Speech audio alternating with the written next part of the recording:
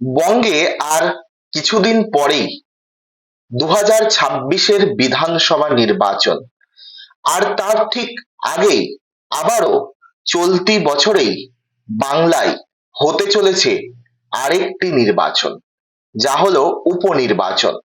শুধু বাংলা নয়, দেশের 4টি রাজ্যের মোট 5টি বিধানসভা কেন্দ্রে এই উপনির্বাচন হতে চলেছে।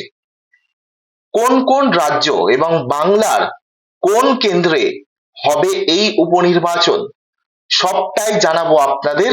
বিস্তারিত দেখতে থাকুন। সঙ্গে রয়েছে আমি সাজিদ, আর আপনারা দেখছেন N24 টিভি। সামনেই বিধানসভা নির্বাচন 2026-এর ওই মাঝামাঝি সময়ে হতে পারে বঙ্গে।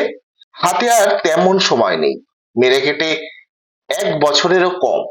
আর তারই মধ্যে রাজ্যের এই 2024 সালে আপনারা দেখেছেন বেশ কিছু জায়গায় উপনির্বাচন হয়েছে, আর সেখানে ফলাফল যদি দেখা যায়, সেখানে আমি যদি উত্তরবঙ্গের মাদারিহাটের কথা বলি, সেখানে বিজেপি জেতা আসন মাদারিহাট, সেই মাদারিহাটকেও তৃণমূল কংগ্রেস দখল করে নিয়েছে।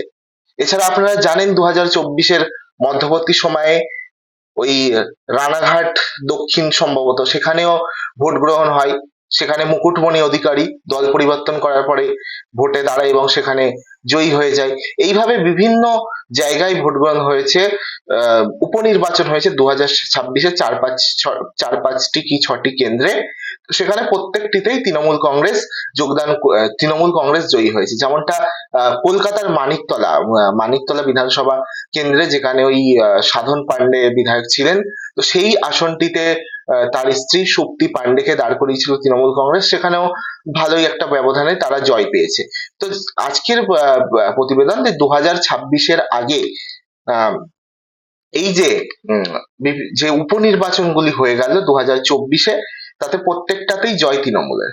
আবার এই 2025-এ আরো একটি উপনির্বাচন হতে যাচ্ছে বাংলায়। হ্যাঁ, বাংলার রয়েছে একটি আসন। আর কোন কোন রাজ্য রয়েছে? রয়েছে গুজরাট, রয়েছে পাঞ্জাব, আর রয়েছে কেরল। এই 4 রাজ্যের মোট 5টি কেন্দ্রে হবে ভোট গ্রহণ। কোথাও নির্বাচিত যে বিধায়ক ছিলেন তার মৃত্যু, কোথাও আবার দল ত্যাগ। মূলত এই কারণেই ভোট হতে যাচ্ছে বা উপনির্বাচন হতে যাচ্ছে এই সমস্ত কেন্দ্রে। গুজরাটের কাদি, বিসাবদর, পাঞ্জাবের লুধিয়ানা পশ্চিম এবং কেরলের নীলম্বুর কেন্দ্রে উপনির্বাচন হবে আগামী 19শে জুন, বৃহস্পতিবার। সাথে আমাদের বাংলার যে কেন্দ্রটি রয়েছে সেখানেও হবে। ভোট গণনা হবে কবে না 23শে জুন, সোমবার। রবিবার এই 5 কেন্দ্রে উপনির্বাচনের বিজ্ঞপ্তি প্রকাশ করেছে নির্বাচন কমিশন। এবার বলি বাংলার কোন আসন। বাংলার নদিয়া জেলা, হ্যাঁ, নদিয়া জেলার একটি বিধানসভা, সেটা হচ্ছে কালীগঞ্জ বিধানসভা। সেই কালীগঞ্জ বিধানসভার বিধায়ক নাসির উদ্দিন আহমেদ, তৃণমূল বিধায়ক, তিনি এই গত ফেব্রুয়ারি মাসে তিনি প্রয়াত হন অসুস্থজনিত কারণে। তো দীর্ঘ 3 মাস ধরে, খুব বেশি সময় নয় যদিও 3 মাস ধরে, অর্থাৎ ফেব্রুয়ারিতে তার মৃত্যু হয় এবং তারপর থেকে মে মাস চলছে। তো এই 3 মাস কি 4 মাস বিধায়ক শূন্য ছিল এই নদিয়ার কালীগঞ্জ বিধানসভা। 2021 সালে বিধানসভা নির্বাচনে কালীগঞ্জ থেকে তৃণমূলের টিকিটে জিতেছিলেন এই নাসির উদ্দিন। ঘনিষ্ঠ মহলে পরিচিত ছিলেন লাল নামে।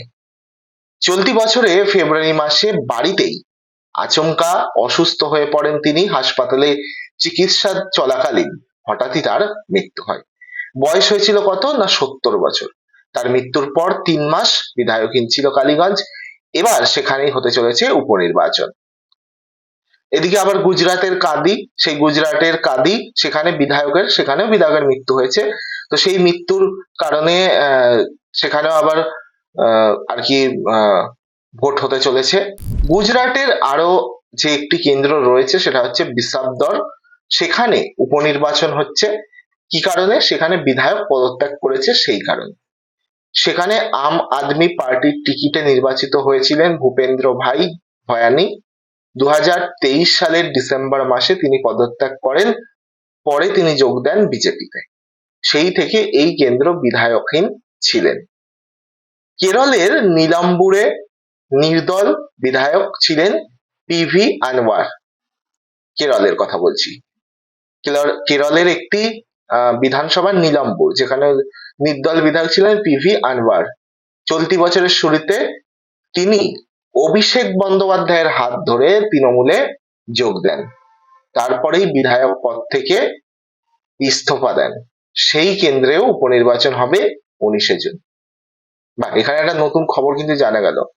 আমি এই যে ইনফরমেশনটা, এটা আনন্দবাজার তাদের যে ওয়েবসাইট রয়েছে সেখান থেকে পেলাম, যে কেরলের যে নীলাম্বুর কেন্দ্রে আবার ভোট হতে চলেছে উপনির্বাচন। কেন না, সেখানকার যে নির্দল বিধায়ক ছিলেন, নাম হচ্ছে পিভি আনওয়ার। পিভি আনওয়ার এটা হচ্ছে নাম, কিন্তু এর পরের যে লাইনটা লেখা আছে এটা সত্যি আমরা কেউই জানতাম না, বা আপনারা যারা প্রতিবেদন দেখছেন তারাও হয়তো জানতেন না। তো এটা জানি না কেরলে তৃণমূল কতটা প্রোগ্রেস করতে মানে করছে বা করেছে। তো সেখানকারই এই যে আনন্দবাজার যেহেতু লিখেছে, এটা তো ভুল নয় নিশ্চয়ই, যে চলতি বছরের শুরুতে তিনি অভিষেক বন্দ্যোপাধ্যায়ের হাত ধরে তৃণমূলে যোগ দেন। বা কেরলের নীলাম্বুরের একজন নির্দল বিধায়ক, তিনি মানে নির্দলে জিতেছিলেন ঠিকই, কিন্তু তারপরে 2000 কত সালে, চলতি বছর, আচ্ছা মানে এই যে 2025 সালের শুরুতেই তিনি অভিষেক বন্দ্যোপাধ্যায়ের হাত ধরে তৃণমূল কংগ্রেসে যোগদান করেছেন। বা এটা একটা নতুন খবর। যাই হোক, তারপরে বিধায়ক পদ থেকে তিনি ইস্তফা দিলেন এবং সেই কেন্দ্রে উপনির্বাচন হবে সেই কারণে। আরেকটা যে কেন্দ্র ছিল সেটা হচ্ছে পাঞ্জাবের লুধিয়ানা পশ্চিম। সেখানে অর্থাৎ আম আদমি পার্টির বিধায়ক গুরপ্রীত বাসি গোগি, নামটা হচ্ছে গুরপ্রীত বাসি গোগি। তার অস্বাভাবিক মৃত্যু হয় গত জানুয়ারিতে। তিনি নিজের বাড়িতেই গুলিবিদ্ধ হন। পরিবারের বক্তব্য, গুরপ্রীত নিজের পিস্তলটি পরিষ্কার করেছিলেন। আচমকা অসাবধানতাবশত ট্রিগারে হাত পড়ে গিয়েছিল তার, সেই গুলিতেই মৃত্যু হয়েছে। আচ্ছা, এই খবরটা আমরা দেখেছিলাম টিভিতে, বিভিন্ন নিউজ চ্যানেলে এটা কিন্তু দেখা গেছিল। আপনারা হয়তো দেখে থাকবেন, একজন বিধায়ক তিনি নিজের বন্দুক বা নিজের পিস্তলের গুলিতেই আর কি মৃত্যু হয়েছে। তো সেইটাই, সেই সেই বিধায়কটির আর কি পাঞ্জাবের লুধিয়ানা পশ্চিমের, আর সেখানে সেই কারণে আবার ভোট হচ্ছে। তো এই 4 কেন্দ্রে, এই 4 রাজ্যের 5 কেন্দ্রে ভোট, গুজরাটের 2টি এবং আমাদের বাংলা, কেরল এবং পাঞ্জাবের 1টি করে। বাকি রাজ্যের কথা তো বলবো না, কিন্তু আমাদের বাংলার ক্ষেত্রে আমি বলতে পারি যে আবারও হয়তো সেই একই জিনিসই আমরা দেখতে পাবো। যেমনটা ঠিক রানাঘাট দক্ষিণ বিধানসভা কেন্দ্রের উপনির্বাচনে হয়েছিল, যেমনটা মাদারিঘাট বিধানসভা কেন্দ্রের যে উপনির্বাচনে হয়েছিল, যেমনটা কলকাতার মানিকতলায় আমরা দেখেছিলাম। প্রত্যেকটা জায়গায় তৃণমূল ভালো ফল করেছিল। আবারও সেই উপনির্বাচন হবে 2026-এর আগে, এবং এটা তো একেবারে তৃণমূলের জেতা আসন, তৃণমূলেরই বিধায়ক ছিলেন। যেখানে মাদারিঘাটে বিজেপির দখলে ছিল, রানাঘাট দক্ষিণ বিজেপির দখলে ছিল, সেখানে এই আসনে যখন নির্বাচন হবে, এই আসনটি আগে থেকেই তৃণমূলের দখলে ছিল। তাহলে এখানে কার্যত উপনির্বাচন হলেই বা কি আর না হলেই বা কি, এখানে অনায়াসে কিন্তু তৃণমূল কংগ্রেস জয় পেয়ে যাবে। আপনাদের কি মনে হয়? এই নদিয়ার কালীগঞ্জ বিধানসভা কেন্দ্রের উপনির্বাচন 2026-এর ঠিক 10-11 মাস আগে হচ্ছে। এই আসনে কি বিজেপি জিততে পারবে, নাকি তৃণমূলের আসন তৃণমূলই ঝোলায় ভরে রাখবে? আপনাদের যদি কোনো মতামত থাকে অবশ্যই জানাবেন কমেন্ট বক্সে, এবং নজর রাখবেন N24 টিভিতে। আসবো আবারও নতুন কোনো প্রতিবেদন নিয়ে। দেখতে থাকুন N24 টিভি।